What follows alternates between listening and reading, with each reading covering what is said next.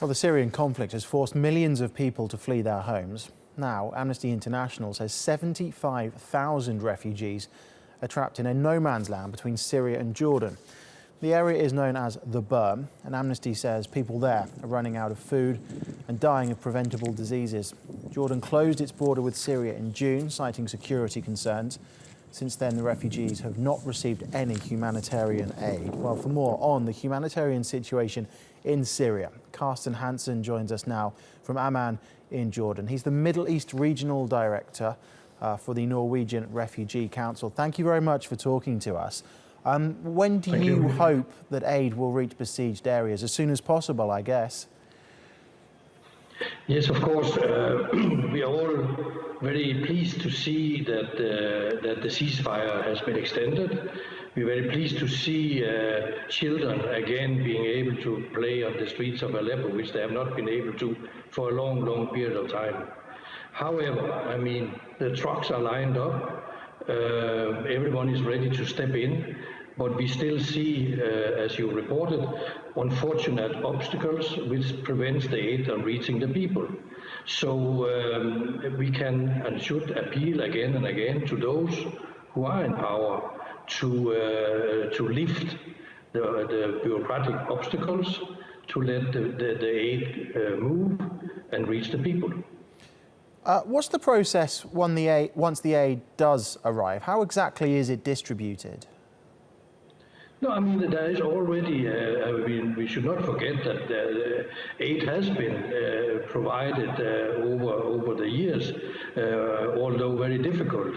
Our Syrian colleagues has been working day and night in order to reach people. So you have a system in place, you have a mechanism to distribute the food and the humanitarian aid as soon as it reaches the areas. The problem is to maintain the feeding lines, the supply lines, which are blocked currently. We've got these two convoys of 20 trucks. Is that going to be enough for the 250,000 people in eastern Aleppo? No, of course not. I mean, with due respect, 20 trucks is a drop in the ocean. And it's not only Aleppo we should think about. There are many other places in Syria which needs to receive continued humanitarian assistance. So yes, this is a very positive development, a very big hope we have. But we also have to remember that it's much more than what we are looking at right now. And you're there in Jordan. Can you just explain to us as well, we touched on it a few moments ago, how bad the situation is on the border with Syria? There's many refugees stuck there. Yeah, it's a terrible situation which has been accumulating over a long period of time. Unfortunately,